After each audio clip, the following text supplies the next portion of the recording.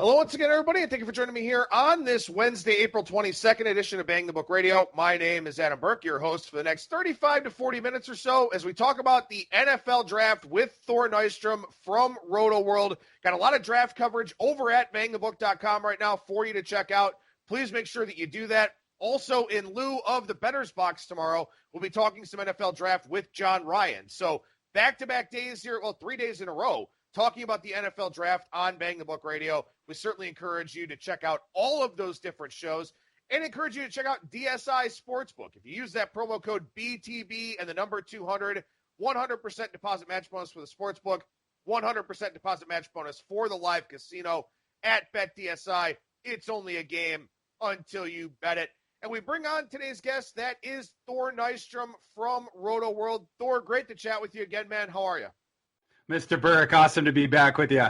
Yeah, it's great to have you back on the show, man. Everything going well? I know you're nice and busy now. Everything is going tremendous, and it is Christmas Eve right now. We're right on deck for the best time of the year. Merry Christmas to you. I can't wait for the NFL Draft to get going. And I mean, this is definitely a sweet spot for you. You do a lot of stuff with the NFL Draft over at Rotoworld, and we'll go ahead and start here with, I talk about my MLB betting guide as a labor of love, my season preview of all 30 teams, all the division, pennant futures, player futures, all that kind of thing. Looks like your labor of love is your big board over at Rotoworld, 500 players strong. Great job with it, man. Thanks, man. Yeah, and it certainly is. And, we go 500 deep, but the other thing that I do in there that it truly becomes a labor of love is 500 player comps, which get pretty ridiculous when you get into the UDFAs and get down there. But I do the best I can with it, dig up on all these players, their athletic profiles. We have their SPARQ scores in there, their RAS scores, their adjusted SPARQ scores, like all that kind of stuff. And it's the kind of thing where, ever since I was a kid, I was obsessed with two things, college football and the NFL Draft. And when I was watching the draft as a kid, I'd watch all 7 rounds. I was a sicko, going back to like 9, 10 years old. I remember being at like, John Strauss's birthday party, like when it was the Randy Moss draft. And like, I'm from Minnesota, I'm a Vikings fan. And I remember knowing that the fulcrum point for Moss was the Dallas Cowboys pick. And so I was like, everyone was downstairs playing Mario Kart. And I'm like, sort of stealing myself away from my friends. I'm sneaking around the house trying to find another TV, get to the broadcast, see if who the Cowboys are going to pick. And once Moss gets by there, like here, they're like, you're effing crazy, man. What are you talking about? And stuff like that. But this 500 player thing, I would always have a magazine. And so I'd be crossing off names as I went. Well, those big boards, it was usually like 100 or sometimes 150 players or whatever. The most you'd ever see would be like 200. Well, they'd run out at some point, 7th round or whatever. But certainly by the time, the Vikes or these other teams would start signing UDFAs on Saturday night, well, I didn't know who those guys were, but the UDFA process seemed like a big deal, these guys getting signed. So I figured, once I had this job, it was a job I always wanted to write about the NFL Draft. I always wanted to do a big board that was big enough to encapsulate not only the entire draft, but also what I consider to be the second draft, which is the UDFA process right afterwards. A lot of valuable contributors come out of that UDFA process. So I wanted to have a big board that was big enough that once Saturday night's over and all of a sudden it's that UDFA free for all, fans will have that thing. They'll have all the names crossed out of all the guys, and I put out my best available UDFAs on Saturday night, so it's just the UDFA guys. It's going to be a list of almost 300 guys. You can check in real time, who your team is signing, who they're comped to, their athletic profile, different stuff like that. So true labor of love, and I do love it. Well, and it's definitely an awesome thing as well. And like you said, a lot of UDFAs, and something else I've kind of been reading about too is that, maybe the supplemental draft winds up being really big this year because we don't know, what this upcoming college football season could look like. So maybe that winds up kind of being a pretty interesting thing to cover as well. But looking at your 500 strong big board here, Thor, everybody's doing mock drafts. I mean, every site out there has tens and hundreds of these things now because there's really not much else to talk about here in the world of sports. I know that not only are you writing a lot of stuff for Rotoworld, but you're also soaking up a lot of information, looking at a lot of the other sites, kind of what they're looking at, sort of formulating your thoughts for your own mock draft, which will be posting on Thursday, probably over at Rotoworld. So with that in mind, who are some of the guys that you feel like maybe you're higher on than everybody else or maybe a little bit lower on? One of the guys that I'm higher on than everyone for sure is Laviska Shenault, the wide receiver from Colorado. And Adam, I know you and whoever else out there is a huge college football fan that watches the college football game. You're probably with me because you saw Laviska Shenault just dominate in the Pac-12 whenever he was healthy, just take on other teams by himself. His issue is that it was hard for him to stay healthy, and the teams have some trepidation about that. And also there was a sort of dearth of creativity on the Colorado staff, which sort of forced Laviska because, number one, because he was a singular talent, and also because there was no one that was even close to as good as him, where they were just forcing the ball into his hands over and over and over again in these various ways. As a wildcat quarterback, throwing it to him on the perimeter, throwing it to him in, intermediate, sometimes downfield, but not so much downfield. He should have had more opportunities to show what he could do as a wide receiver. He wasn't given that opportunity, almost because of just how good he was and because of how sort of poor his offensive staff was, specifically last year. And because of that usage, in part, his body was not able to hold up to some of the rigors of the hits that he was taking, and because of his game. The kid's an absolute gamer. Like he when he gets the ball, he runs like a running back, and like a mean running back. Like he is trying to run over defensive backs. But he's a guy who's fabulously athletic, and he didn't get to submit a full athletic profile in Indianapolis, which might be another reason why he just drops a little bit. It looks like he might fall into the second round, but I think he's going to be a tremendous value. And if he stays healthy in the NFL, he's a guy that, to me, could be a top 10, top 15 type, value. I rank him 19, just dinging him a little bit for the durability stuff. But to me, just in terms of talent, he's pretty dang close to a top 10 talent in this class. So that would be one guy. Denzel Mims is another guy. Laviska Shenault, let me ask you real quickly here. His first round yes/no prop, I'm seeing plus 275, plus 280 out there to be a first round pick.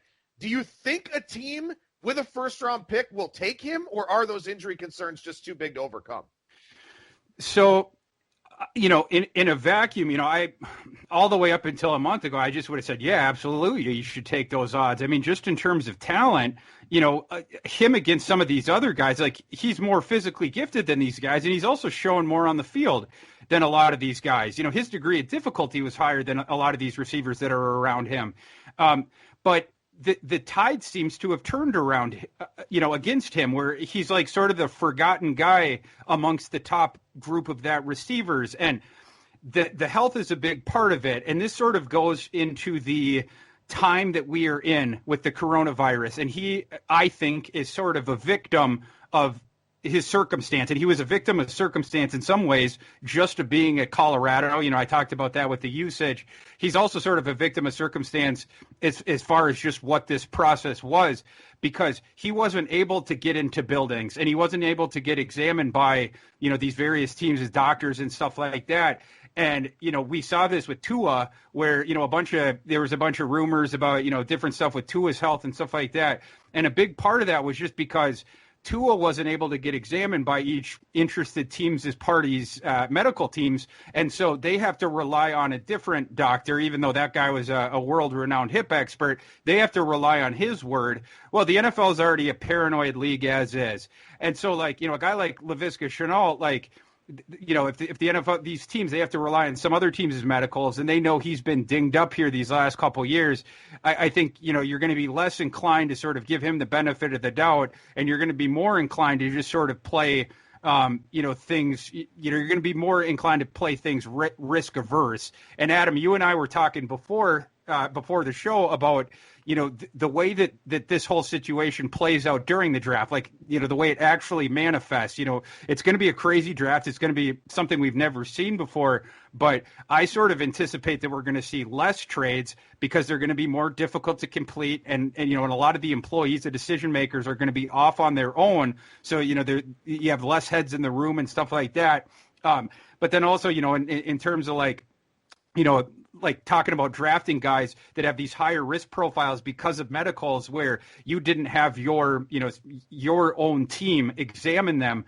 I think it hurts guys like that because, these GMs, they're just like us, where they're concerned about their jobs as well. And so you don't want to, make a selection that might cost you your job in a year or two. And so, like, if a guy did use I think Shenault is worth, even with the medical question, I think he's worth the top 20 pick. But if a team were to use that on him, and let's just say the medicals, it did turn out to be bad, and then the media is asking him, well, did you have your doctor examine him? And he's like, well, no, I couldn't. And it's like, all of a sudden the tide could start to turn on him if Shenault turns out to be a bust because his body betrays him. I think that stuff plays into these decisions more than, we know at home. And I think that's why the tide turns against him a little bit. The odds that you suggest, though, on Shenault, maybe it's worth a flyer, but it really does seem like I said, that tide is turned against him. So even though to me he is an absolute clear-cut first-round talent, I just don't see him mocked in the first round anymore. And this is from a lot of guys that get really good intel. So either teams at the end of the first round that need receivers are keeping it really close to the vest and doing a good job of concealing their interest in Shenault, or the medical, their concerns about that or their paranoia about that is so pronounced that they are going to allow a clear first-round talent to filter into the second round. Now, another name that you were starting to bring up there before I stopped you is Denzel Mims. And Denzel Mims now, yes, to be a first-round pick, minus 150 out there at BetOnline. Yes, to be a first-round pick, minus 195 at 5 dimes. So this is a guy with some first-round helium. Seems like the expectation is that he goes in the first round here. Yeah, and I think that he will. He has less questions, although I don't know if that's founded. It's funny, like him against Shenault. Like I have Shenault 19th overall. I have Mims 25th. Mims has questions in his evaluation as well. They're different, but again, it's just because the way that this process is. Mims was able to answer some of these questions about his evaluation in the mind of the NFL to lower his risk profile.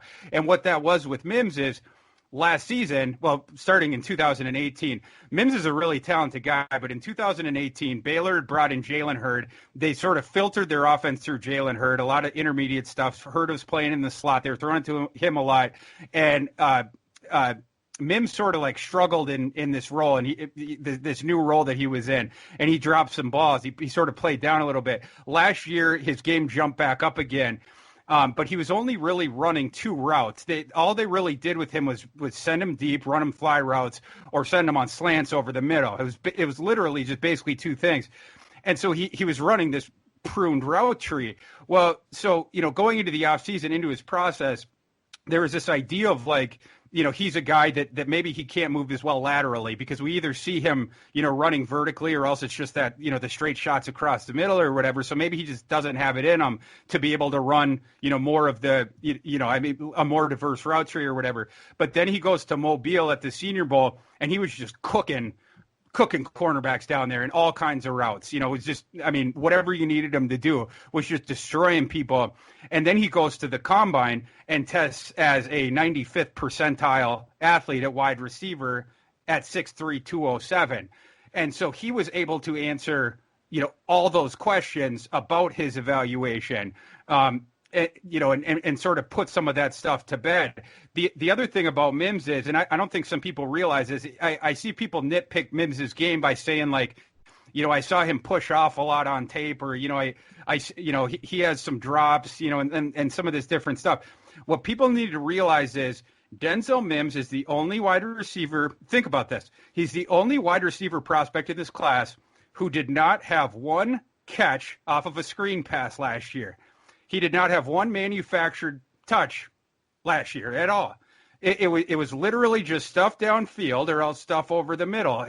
Every single catch that he had to work for. So his degree of difficulty was higher than some of these guys, and he was doing what was asked of him. That was just what Matt Rule, and what the system was, had asked of him or whatever, and he did pretty dang well of it. He was one of the better downfield guys in the nation. I comp him to DJ Shark, who was a guy who fell into the second round, but is having a pretty dang good career so far.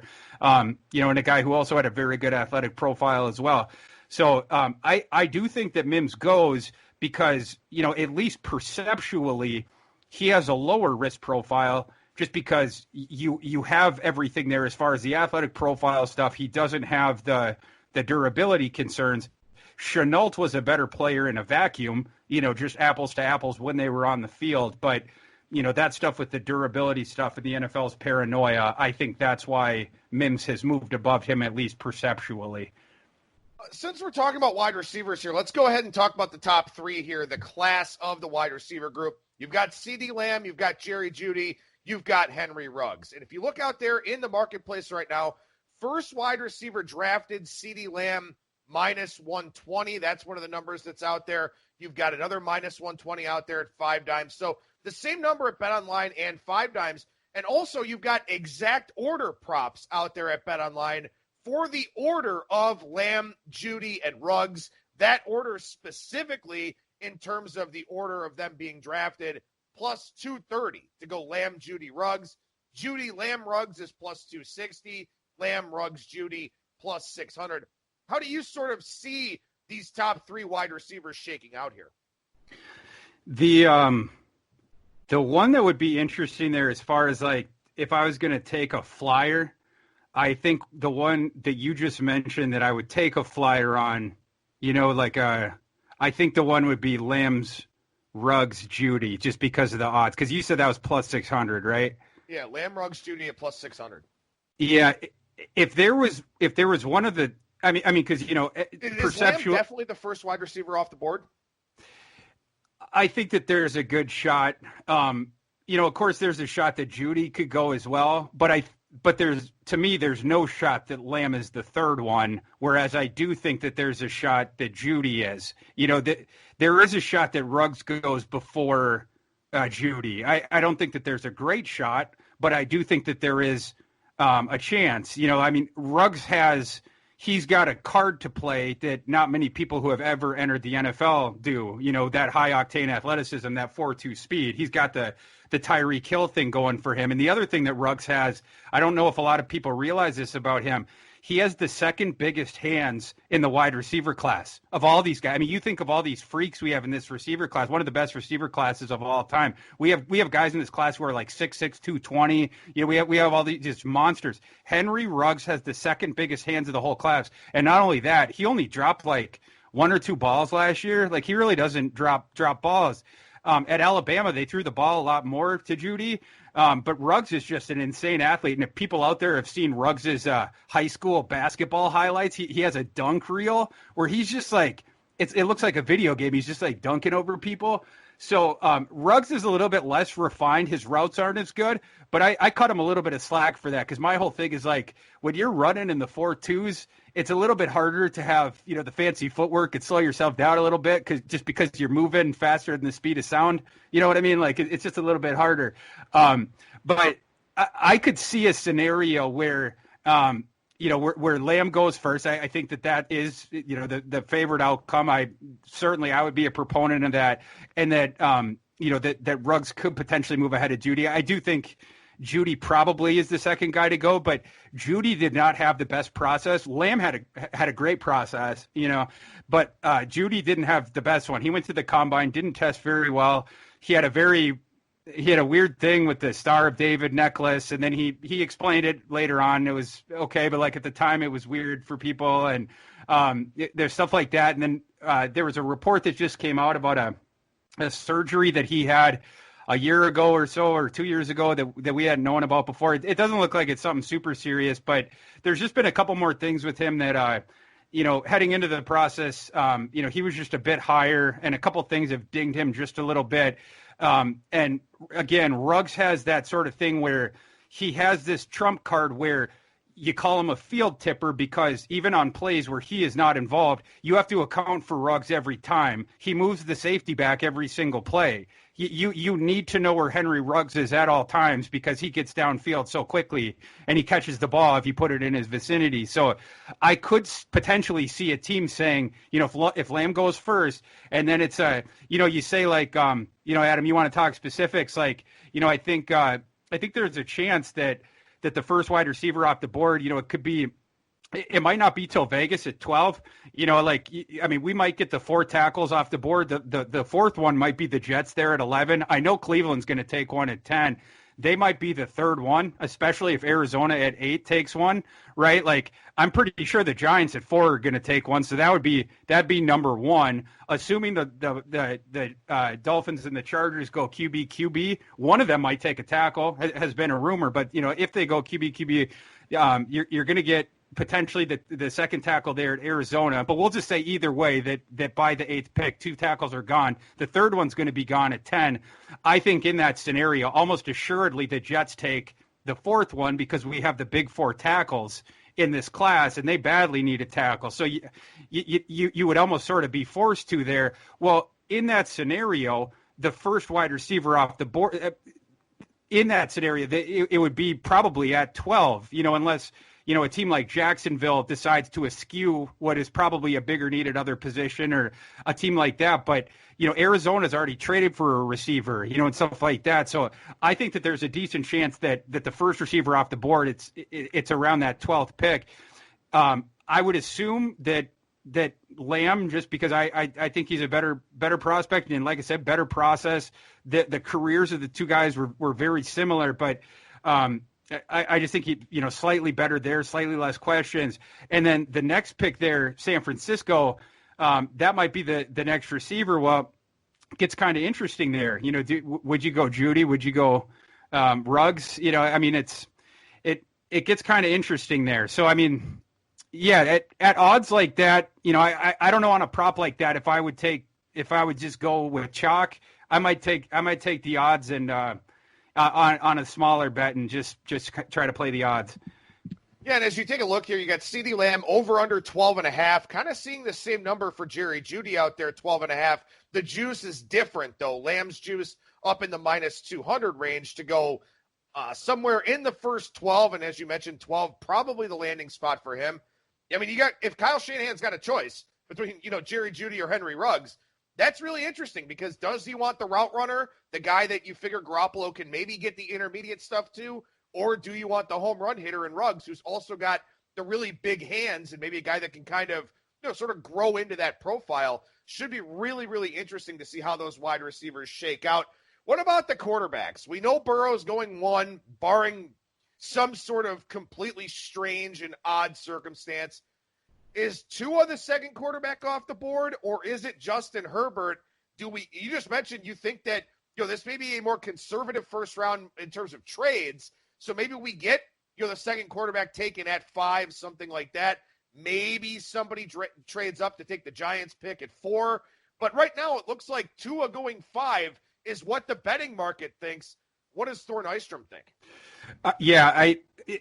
I still think Tua to the Dolphins, and I thought that even throughout all this smoke where, it started to be like, no, the Dolphins actually like Justin Herbert, and they're concerned about Tua, because the way that I thought about this is like, we knew going back like a year plus that the Dolphins like Tua. It was like, that was one of the worst kept secrets in the draft media, is that there was a whole thing of like, tank for Tua and all this stuff. And it was, specifically with regards to the Dolphins. And then all of a sudden, it was like 2 weeks ago, 3 weeks ago, these media reports start coming out of like, no, the Dolphins are actually really concerned about, Tua's hip, and they actually don't like him as much as they had let on. Their guy has actually been Herbert all along, and that's the guy they're targeting and stuff like that. And you start to see more and more reports about that.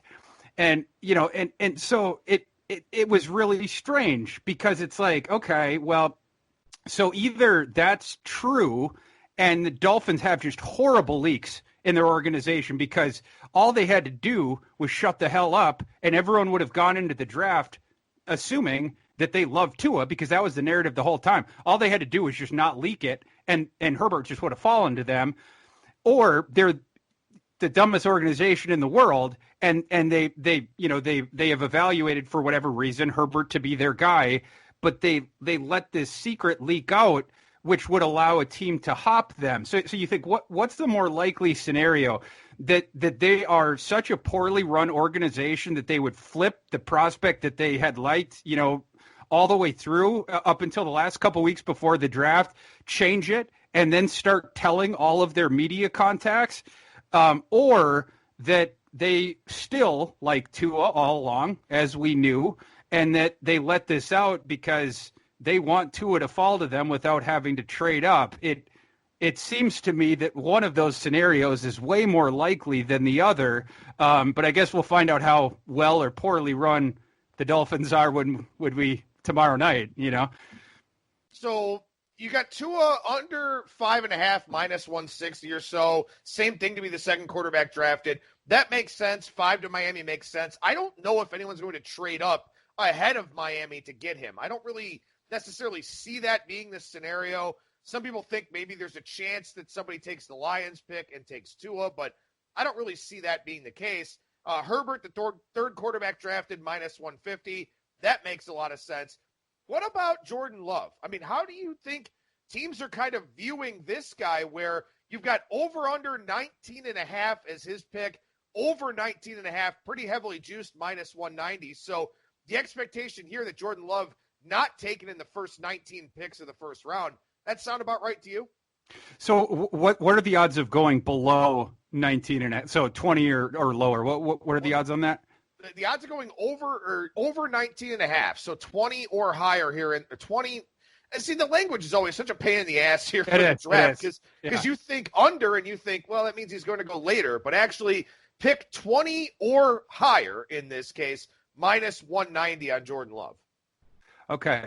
Yeah, the way that I see it, I think that he might be fun a little bit more than that because that, at the 19 thing, what Vegas is saying there is with the Raiders' second pick. Well, if the Raiders want Jordan Love so bad, why wouldn't they just take him at 12? First off, you would risk getting hopped. And the second thing is like Jordan Love, the risk profile there is quite high. People out there like Jordan Love was awesome in 2018. His TDI&T ratio was like 30-6, something like that. And then he was playing with a couple NFL players. Darwin Thompson was one of them. Ronquavian Tarver, Dax Raymond, guys like that. And he lost some of those guys. Lost most of his offensive line. The coaching staff left, and the roster that came back was horrible. And a new coaching staff. And last season, Jordan Love was quite bad. Like Pro Football Focus has an advanced wins metric that showed that like Jordan Love was essentially like an average player last year, and his TDI&T ratio was like barely above 1-to-1. He was either led the nation in interceptions thrown or was dang close to it.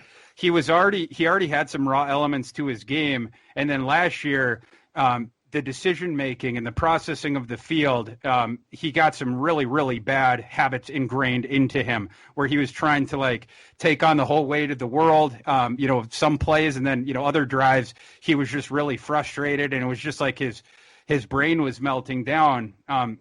He does have a ton of tools, in terms of his build, just about perfect, 6'4", 224, tested in the 75th percentile. He's a very athletic kid and the ball just shoots out of his hands.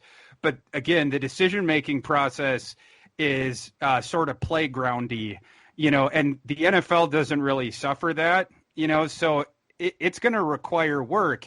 And to take a player that high, especially in a draft class like this that's really stacked there at the top, you would have to take Love over a bunch of these guys that are sure things. We're talking about like, these different guys. We're banning about these names, like Lamb and Jeudy, and we're talking about the tackles, like Andrew Thomas and Jedrick Wills and Tristan Wirfs and, Mekhi Becton. And, we talk about the edges like Chase On, Justin Jefferson, another name, the corners, like there's so many guys here.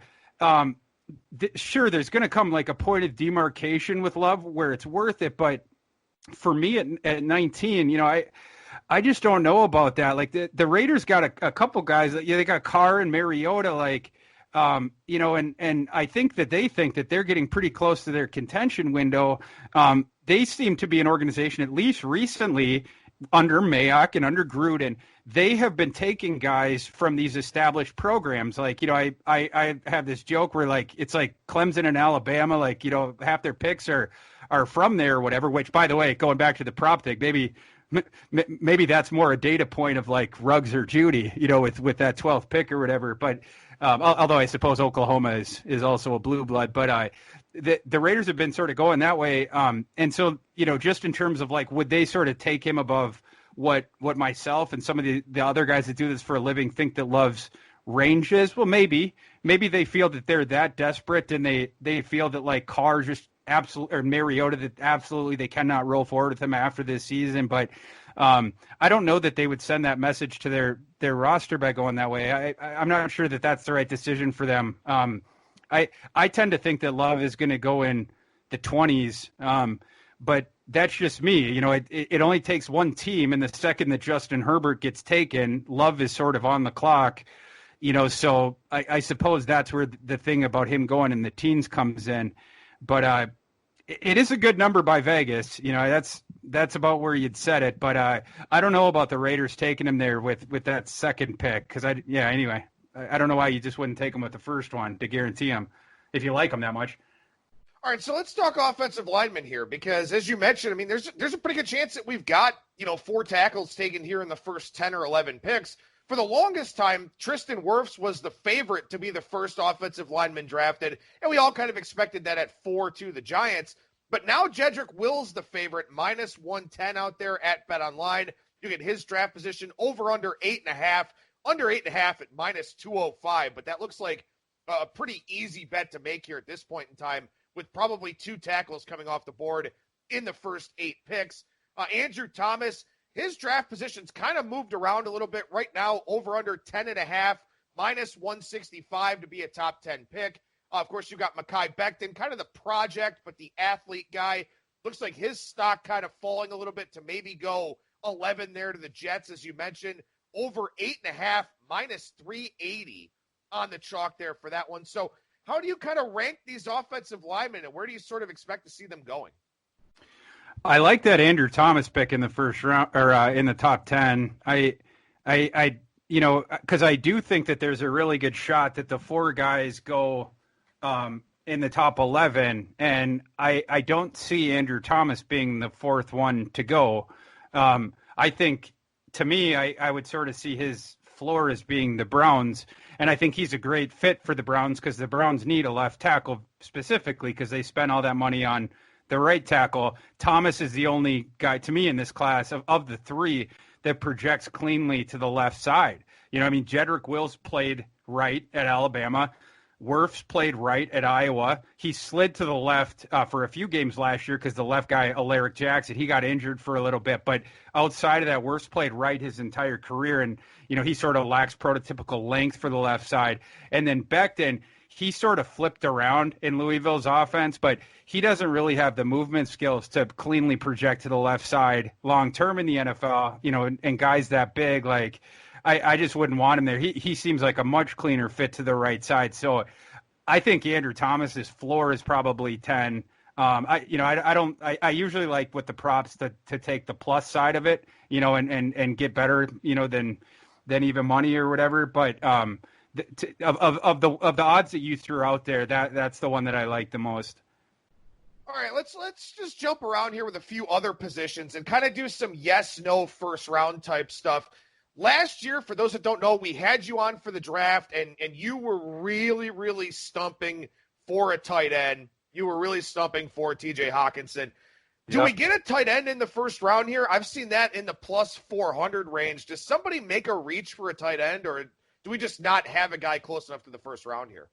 It would be a mistake if they did. I think it's a really poor tight end class. I have seen some reports that maybe Cole Kmet goes in the first round, but I would be really surprised. I find Cole Kmet to be an overrated prospect.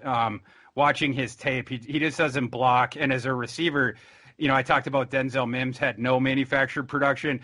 Cole Kmet had a surprising amount of manufactured production for a tight end. They throw the ball to him on the perimeter, screens and stuff like that.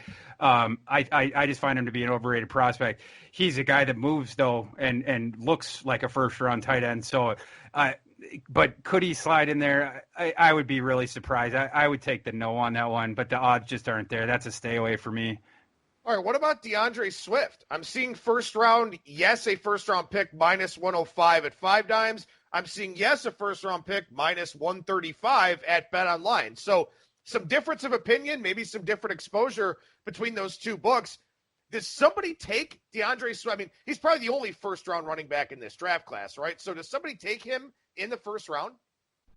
I would take the no on that. I think the NFL is getting smarter with this, in terms of dropping the running backs down. And with this class specifically, you have 9, maybe even 10 running backs that you could project to potentially start, whether right away or pretty dang close to right away. And maybe that delineation point is 8, and Antonio Gibson at 9 is just an incredibly intriguing boomer bust type running back. But wherever that number is, the teams that need, a guy to play right away at running back, it's not much bigger than that. And so those teams can afford to wait until day 2. There's so many guys that are, are clear first rounders in this draft that are at positions of much higher value.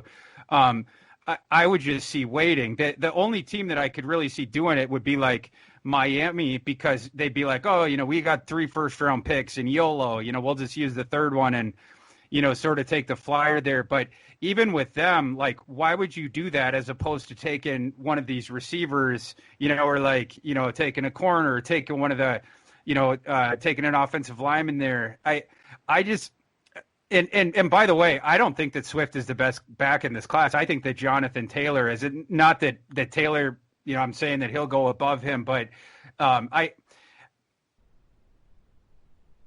yeah. Anyway, I'm just not convinced that a running back's going to go in the first round. So I would take the no on that side of it. I'll tell you what. I think if there's one that goes in the first round, it's maybe Edwards-Helaire, just because he's maybe the best receiving back, of the top guys in this class. J.K. Dobbins is a very good receiver too, but Edwards-Helaire is the kind of guy that makes sense for a team schematically that likes to use the running backs a lot. That would be the one that I would think maybe has kind of an outside shot at being a first-round pick if you find any kind of odds for that. A couple more players I want to pick your brain on real quickly here, Thor. We'll save the best for last. So I want to talk about Jalen Hurts here real quick. Jalen Hurts, a favorite to go in the second round, minus 130, third round, plus 170. Initially, we saw the third round as the favorite, but now we're kind of seeing that maybe someone will take a shot on him in the second round. It's minus 115 over at 5 dimes. Is Jalen Hurts going to be a top 65 pick in this draft? Yeah, I think, of those two, I think, second round, I think that's probably what I would say too. We've heard rumors that his stock is going up, and from having evaluated Jalen Hurts, I can see that, now you have to know what you're getting in Jalen Hurts. I in my Thor 500 big board, I comp him to, he's the only non-football comp that I did, but I comp him to Ricky Rubio, because they're players that, they have, a bunch of clearly delineated strengths and one very clearly delineated flaw. Ricky Rubio, of course, couldn't shoot, and Jalen Hurts has a real issue throwing downfield and reading defenses downfield. But Hurts has all these strengths, as far as mobility. He's and not just mobility, but he's an extremely strong kid. He was a Texas, Power State lifting champion in high school and stuff like that. He's also very good in the intermediate game.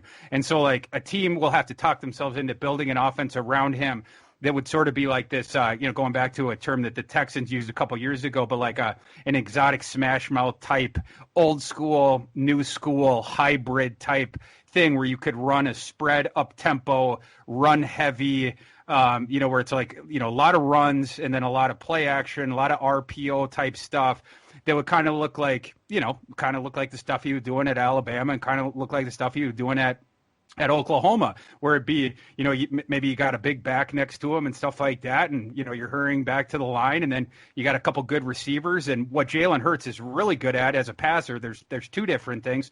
He's really good at intermediate accuracy. We saw that even going back to Alabama when he was just a one-read guy. He could always hit a guy on the hand streaking across the middle. And then the other thing is he does not turn the ball over. And the NFL is really going to like that, and they're really going to like the fact that this is a guy who was mentored by Nick Saban, mentored by Lincoln Riley, two coaches that are going to be in the College Football Hall of Fame. People know that he's a leader. Peter King, guys like that have reported that, Jalen Hurts is going to go higher than you think. I think that that's probably going to be in the second round. All right, so as we look at sort of the composition, not only of the top 5, but of the top 10, you got Burrow first. You more than likely got Chase Young going second. Jeff Okudah probably to Detroit at 3, although we've seen a lot of steam here lately for Derek Brown, maybe possibly going in that 3 spot. The Giants are going to take an offensive lineman at 4 in all likelihood. The quarterbacks maybe go 5, 6. The player who's kind of getting left out of this equation, if you do think 4 tackles are going in the first 11 picks, is a guy that you and I both absolutely love, and that's Isaiah Simmons. If Simmons makes it to 10 for the Browns, I'm going to be ecstatic, and I swear to God, I hope they take him over a left tackle. I don't know if they will, but I really hope they do. But as you kind of look at the needs, and as you kind of look at the mock drafts and stuff like that for these teams, is it possible that a guy as gifted, as talented, as versatile as Isaiah Simmons could actually be a faller here? Maybe. There's a couple different scenarios because he has a couple different spots. Certainly getting past the Giants. Seems like the Giants are going to take a tackle, but they had thought about looking at him for a little bit, but it looks like they're going to take a tackle. The next spot there would be Carolina, and then the other one is potentially Arizona. But yeah, there would be a shot that he does get to 10. I do think there's a shot. And by the way, to your point, I did a podcast with a Browns writer where we were talking about this, and he asked me, is there any scenario where if you were the Browns, you would not take a tackle at 10? And I said, there's only one, and that's if Mr. Isaiah Simmons, Mega Derwin James, falls to 10. It's the only one. If he falls there, you have to take Isaiah Simmons. Outside of that, you have to take the tackle. You just do. Just turn the card in. But outside of that, Isaiah Simmons, you take him. And Adam, it's funny, like I remember going back a couple national titles ago. I'll never forget it. We were talking about props back then, and you told me, it was Bama against Clemson, and you said, one of your favorite props on the board was Isaiah Simmons and his tackles in that game. And you said, I think Isaiah Simmons is going to play a big factor in this game. He's going to have a big game. And, man, he sure did. And that was one of, in terms of the national perception of Isaiah Simmons, that was one of his sort of national coming out parties. Him and A.J. Terrell, they sort of kicked off that party. And, ever since then, Isaiah Simmons has just been just rising up until testing at the combine, tested as the best, athletic testing linebacker of all time. To me, I think I had him number 4 on my board. Slam dunk pick at 10. I hope he's there. I don't know if he will be. I mean, I don't know. What do you think Carolina does? Is it Brown if he's there? For me, it would certainly be Simmons. To me, Simmons is objectively the better prospect than Derek Brown. But it's hard to say. But Carolina has needs at both spots. And to me, they have more needs than that on defense. And the tremendous thing about Isaiah Simmons, and some people see this as a negative, but I find those people to be insane, is that they'll be like, Isaiah Simmons, he doesn't have a clearly delineated position. And, if you put him at one spot, he'll struggle. And it's like, well, no, in fact, he's just awesome at every position. Like last year, Isaiah Simmons played something like 825 snaps for Clemson, something like that. If you look at his PFF numbers, you look at the advanced stuff, he took over 100 snaps at 5 different positions, like in the slot, at edge, as a deep safety, off-ball linebacker, and I'm forgetting one, but literally 5 different positions, and he graded out as an 80+, which is really good in every single metric: run defense, coverage, rushing the passer, and tackling at every single one of those positions. So basically, he's a stud at essentially anywhere that you could put him. And he's, for folks out there, he's a guy who athletically, he is just south of Calvin Johnson. Like that's the kind of athlete we're talking about. He's just south of his athletic profile. He's not quite there, but he's just south of that. So you think of someone who's just south of that profile, just a little bit smaller, just a little bit less athletic, but a guy like that you can put at slot cornerback who just locks people down. You can put him at edge rusher. You just sick him on the quarterback, put him at linebacker, tackle machine, you put him at deep safety, tremendous range, ball hawk. You're talking about a guy who can literally do anything. And he is that chess piece guy. He's the guy that, like, Brett Venables just had so much fun with him. He was like a toy. And, it was like Battleship. Like you put him over the other guy, the other offensive coordinator, like what's his pressure point? Okay, we're going to take that thing away. What do you do that like you kill other teams with? Well, we got Isaiah Simmons, so you're not doing that this game. That's the player that Isaiah Simmons is. Yeah, I think somebody's going to have a really, really good player fall into their laps if they, if the first round of the top 10 picks kind of shake out the way that we're expecting them to. And speaking of the way that you expect the first round to shake out, you're going to have a mock draft coming up soon over at Rotoworld. You've already got this big board. You've got position breakdowns. So much great stuff over there, man. Where can people find you? And you'll just sort of pat yourself on the back here a little bit because you deserve it. Thanks, man. Yeah, you guys can find my work at Rotoworld. You can find me on Twitter at Thorku, Thorku. I'll be on Twitter, all throughout the draft. So come and check me out. Check out that Thor 500 big board with player comps, the RAS scores, the Spark scores, everything like that. And the other cool thing is during the draft, after Thursday night, I update that thing. And so right when the draft gets done on Thursday night, I'll post an update on Rotoworld, best available day 2. On Friday night when the draft gets done, right away we'll have it up, best available day 3, an updated version. And when the draft gets done on Saturday, whenever, like I was talking about when I was a kid, when all the names were crossed off, I will have roughly 300 names still available, the best available UDFAs. So check us out on Rotoworld. Come and say hi to me on Twitter. I'll be plenty active these next 3 days. Yeah, Thor, it's awesome to chat with you, man. It's awesome to get you back on the show here again at ThorKU on Twitter. Rotoworld is the website, and that mock draft is coming up here over the next, 24 hours or so, something like that. So Definitely keep an eye out for that as well. Thor, an absolute pleasure, brother. I know people like to talk about my work ethic, but it pales in comparison to yours, man. This is excellent, phenomenal work. I hope you're getting the credit that you deserve, because you deserve a lot of it. And thanks so much for joining me on the show today, man. Mr. Burke, it is always a pleasure. And I don't know if anyone's work ethic pales in comparison to yours, man. You are a prolific grinder, but I will certainly take a compliment like that from someone like you. I love having you on the show, man. Thank you so much. Enjoy the draft, and we'll talk to you again soon. Appreciate you. There you go. There's Thor Nystrom of Rotoworld, once again at ThorKU on Twitter. The Thor 500 big board, all the position breakdowns, and also that mock draft coming up very soon over at rotoworld.com. Coming up on our Thursday edition of Bang the Book Radio, we'll actually chat some more NFL draft with John Ryan, professional handicapper and contributor to bangthebook.com. We'll save the bettor's box, and we'll do that again here after the weekend on Monday.